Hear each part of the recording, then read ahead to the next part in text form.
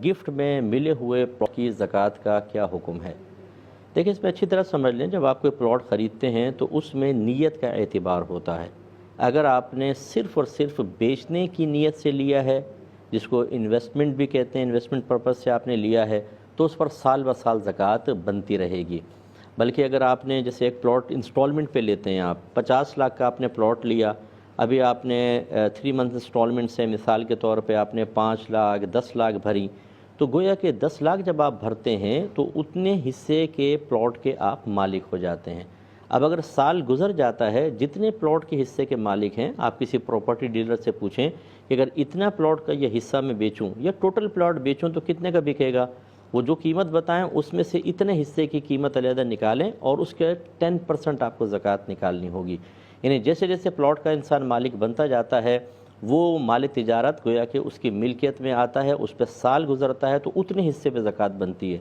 और कभी आप पूरा प्लॉट ख़रीद लेते हैं, तो जब आपने पूरा ख़रीद लिया, साल गुजर गया, तो पूरे प्लॉट की कीमत मालूम करके उसका 2.5% आपको ज़कात निकालनी होगी।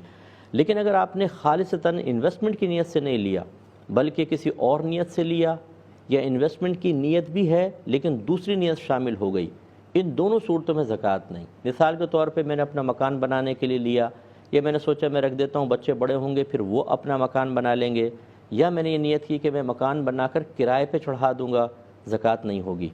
इस तरह मिक्स नीयत कि अगर अच्छे पैसे मिले तो बेच दूंगा, और अगर अच्छे पैसे नहीं मिले तो अपना मकान बना लूँगा और या बच्चों को इस पे मकान बनवा दूंगा।